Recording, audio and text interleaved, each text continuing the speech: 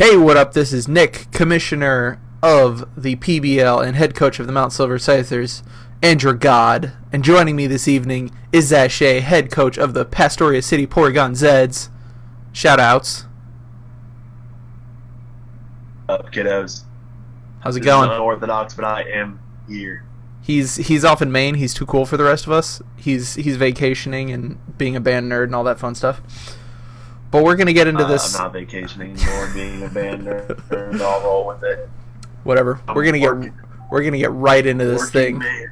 We're gonna start in 3, 2, 1, battle. So this was done in a very unorthodox manner. You had to send your moves via Discord chat, and Ian dressed up like a very fruity, ugly dragon monster. Are you still there, Zache?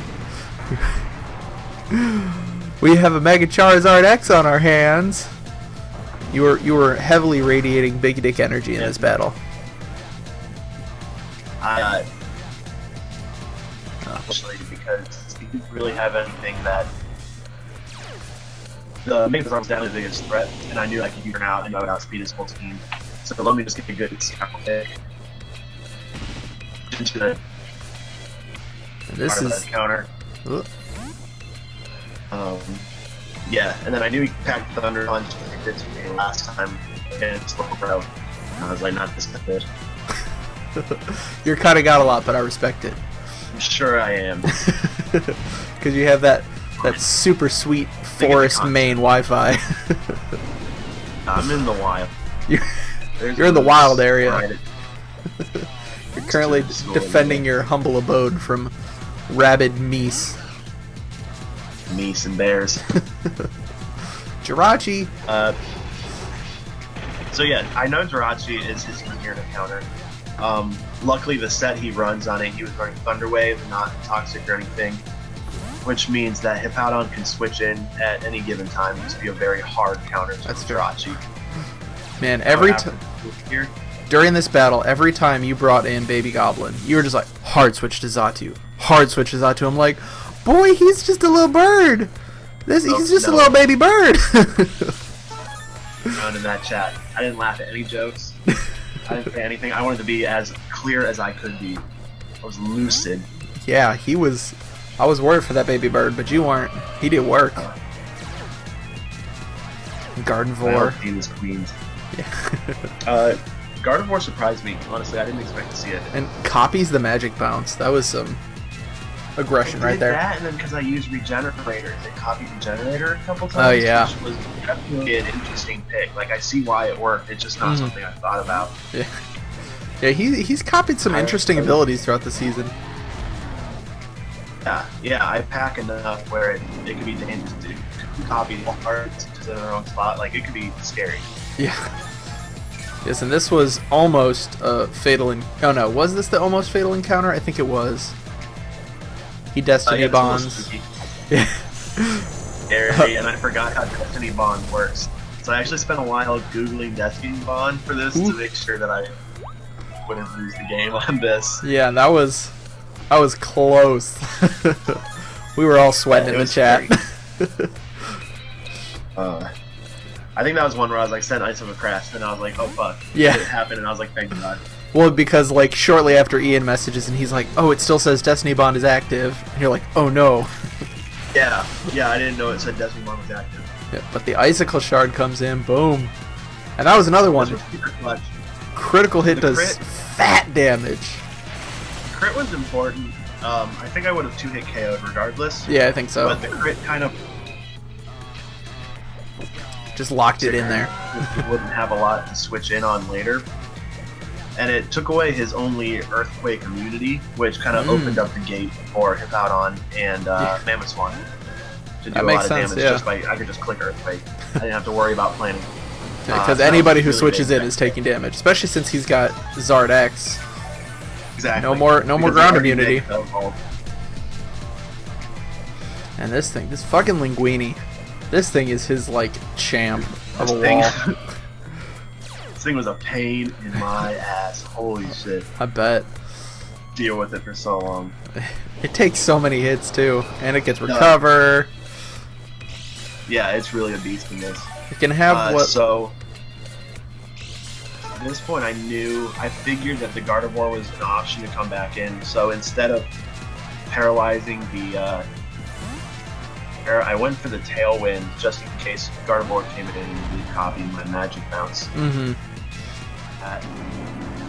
It gave me a good switch into Mamoswine. Basically, the plan was, we're gonna hit Mamoswine, or let Mamoswine come in and do some damage. He counters that well with the Destiny Bond. Again, yeah. I can't do anything, or else I will die. Yeah. But I went back, and I just knew Magearn could tank pretty much any hit from Gardevoir. Yeah, Psychic or Fairy, yeah, it's eating all of that up. It's not afraid of the stab hit. And I also knew this would help to draw in his Jirachi, who, if Jirachi, this would have been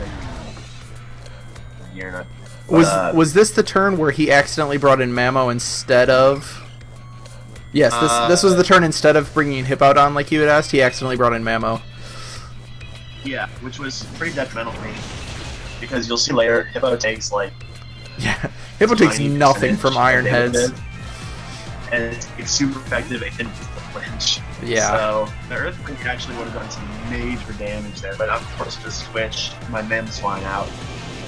Because even Evan afterwards was like, I was really hoping you didn't bring Mamoswine because the team. It was hits not almost everything super effectively. Yeah, and especially since you have that Rocky helmet, every Iron Head, even if he flinches you, he's got to take that damage every single time if he wants to try and beat you down. More damage than I am, yeah. Eraserhead. The always shiny Greninja that I, for some reason, thought it wasn't always shiny. Ooh. Fat Earthquake. That is easily 80% of his health in one hit. Yeah, that's pretty good. And Clegane comes back in. I think this was death fodder at this point. I'm pretty sure. Even though Thick Fat. If you had Thick Fat. Oh yeah, you did. And I end up not stacking it because I have Thick Fat. That's basically a not very effective move. And or puts Greninja in a dangerous spot. Oh yeah, which would have been great if I had gotten rocks over this game, but there's a couple opportunities where I could have, and I opted to play more aggressively than get rocks. Mm-hmm. But I think rocks really would have shortened the game up here in the end game because there's a lot of living on singular hits. Yeah, there are. Would have been deaths with rocks. There were, what, 3 things on his size that survived with like 2 or 3 health? Oh yeah. Woo, that Earthquake. It actually happened. Oh, or even in stacking the Mamoswine because it let me know I calculated physically defensive Milotic, and this did like twice the damage that it would do to physically defend the Milotic. So it was a special. Which meant that, it was special, which meant my next Dark Falls here right KOing, but should've. A chance, yeah. That did surprisingly low amount of damage. It did like 13%. So yeah, that was surprising when that came out. I'm like, wow, that did so little. But I mean, I guess if it's full special defense, harder for me there too, because my team relies heavily on some really powerful special attackers. Mm-hmm. Yeah, especially with like Mag and Greninja. Yeah. Exactly. McDonald's. Yeah. I've never played around with it. Aspirin still has like 143 attack. Yeah. Like, it still has really nasty attacks. Yeah, still something stupid, yeah. He still gets work done on the physical side.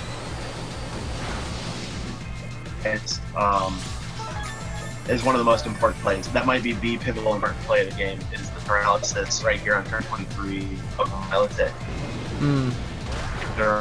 Because what it does here, obviously, paralyzes Milotic, gives him the option of not... Yeah, not doing anything, yeah. Bring in his Gardevoir as his heal battle, and I could play aggressively around that and kill Gardevoir early. But really, two outlets there. I hard U-turned into the end shell, and I didn't get a burn, which was also crucial for me. Yeah, that was one thing I was worried about when watching the battle. I was like, oh shit, he might get that burn, and that's gonna chop that damage down by a whole lot. But he does copy Regenerator. But I think Sally killed him. Oh no, not with that one. Survives with just a little bit of health. That's a weird switch I made there. Oh, that's because he hard switched, so. Yeah. You got that free switch back with the... Switch a Greninja into a Gardevoir, that would be a very bad switch. Yeah, generally that would usually be a bad matchup, but with that low of health, you can just go to town. And I Scarf, and so I was unsure of how to play around just trying to draw everything out with my pivot Pokemon and try to get the Mirna in. Jirachi, but it also gave me the option then for molding for neutral. He runs especially defensive Jirachi as well. Yeah, he's run some interesting Jirachis this season. Thunderbolt that he can't. Thunderbolt. That doesn't do that much. It's a damn Pixies, dude. Yeah. Like, they're thick. 100 everywhere. That means they can be bulky where they need it with a good investment. So he doesn't take a lot from the Thunderbolt, but it lets you get some free damage, which will wear and drop you down in the long run. So, and where he's at, which I think he's in heaven at this point. Bringing the beef! To handle Jirachi. Now this one, if I'd rocked him again, Gray's head's gone by this point. Yeah. But I don't have rocks. And I anticipated the Ice Beam, but he called my skip on this one. Yeah. Yeah, he Z moves. Which was a good prediction. Oh yeah, was this like Z Dig or something? And it hits Magearna super effectively. It'll hit, neutral hits. Will take Greninja out pretty easily. Isn't this a Z Dig? So, is that what it is? Is that the only ground move he learns is Dig? I think. Oof. Yeah, that is a dead Frog Lace. No Ash Greninja for you.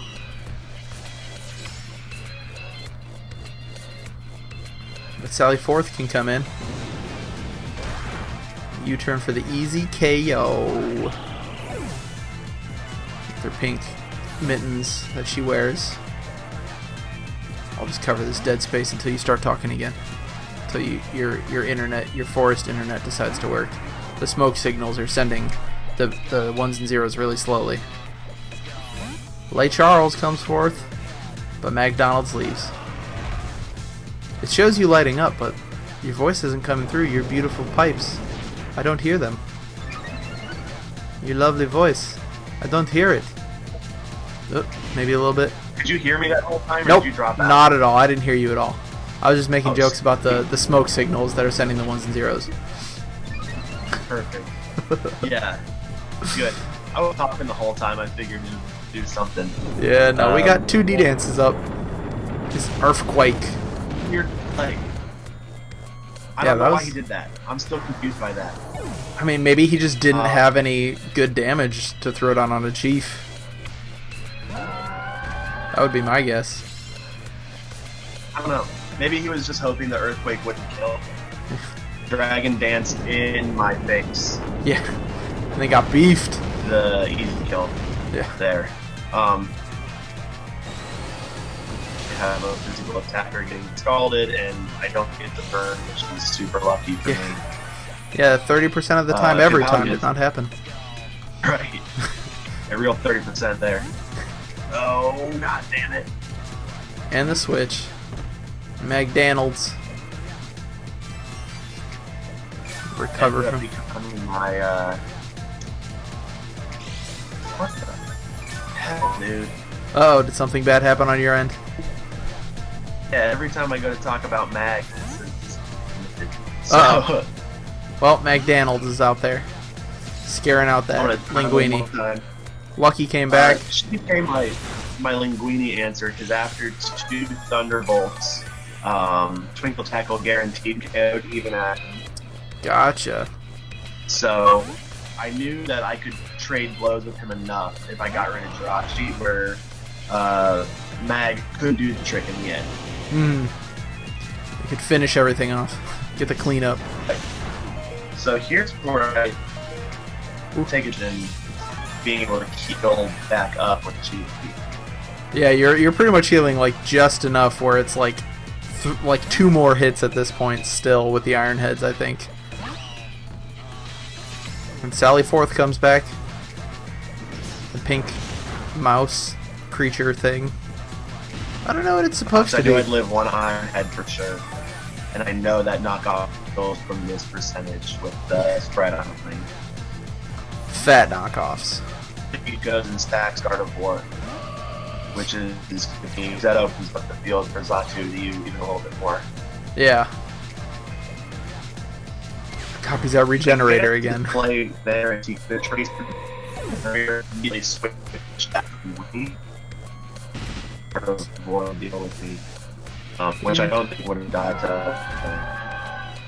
Yeah, if it had regenerated normal damage, I don't think would have done it. Weenie. And I back. Understandably. Into the Goblin. I'm either setting up a screen or a. So I can get in. Yeah, at this point, because I don't think it really mattered if you had a Tailwind. I think you outspeed everything at this point. Speeding because I can. So I must have just gone in for I just went in to get my hip and kind of gain some momentum on this. If you've been guessing. Mm-hmm. Yeah, you were like I said for my comment on this battle is you were radiating that big dick energy. Absolutely radiating it. Ooh, but he does set up a light screen. Yeah, he does get the light screen up, which my counter would have been Yirna if these high jump kicks didn't come through. And then that paralysis, that's the one with that 23. Mm-hmm. That ended up being so important. Because he either had to bait like a refresh or a heal bell, or just deal with it. Yeah. Oh, this roll. I was doing about 66% damage was the roll for high jump kick. Ooh. So it would have gotten there. Yeah. Here at the end of the game, could have gone for a high jump kick. I think it would have gone, but it wasn't worth playing dangerously when I could just switch out and go for knockoff instead. Mm-hmm. Yeah, you might as well just go for the safe play. So I went ahead and I sacked Zatu. Crit mattered. To cleanly bring in me and Shao. Crit mattered. And totally played clean until the end. Yeah, it was a safe play. Which, it hurt the differential, but like... It's fine. You still get the win. Get the win on Evan. You knocked him out of the championship running. He's our 3-time champion. And you knocked him out. To our 1-time champion of our hearts. Yeah. My little Swagmaster 79. Shout out, I know you want Oh boy! Our biggest fan. We love you. Swagmaster 79. Keep us up. And that's the battle. Just keep knocking off. That was my take of the battle, yeah. It was a pretty good battle. I mean, it was a great battle, actually. It was a great battle. Like I said, it was weird, but I remember. Not a lot of hacks. No, it was a very straightforward, legit battle, and it went very well. So you've got I highly recommend everyone do a text-based battle at some time. Yeah, and then perspective, man. This week you get to fight Jacob, so you have the most fun back-to-back battles. Are you looking forward to that fight? Facing off against his 2 losses between the 2 of them. Yeah. Like I have more losses than the 2 people I just faced. I mean, they were both 12-2 come the end of the season, so you could totally. So I have the same amount of losses that combined. I believe in you, though. You radiate that big dick energy. All the way from Maine, I could feel it. Jacob's kind of got my goat this season for sure. He got me battle. And then our second battle is not really it's not a good one to look to because I was running a 6-choice scarf team. Yes, you were. Down to a speed tie, and there was something I could have played a little differently, but he got me because he was running agility and modest thunderous rather than timid and a nasty plot like I was hoping he was running.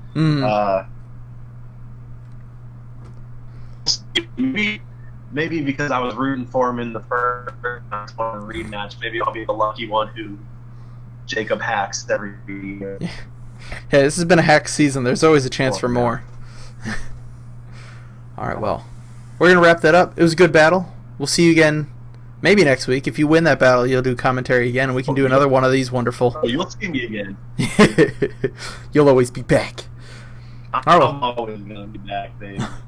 All right. Well, that's our commentary. Right. Deuces from our boy in Maine. No trombone music on this one.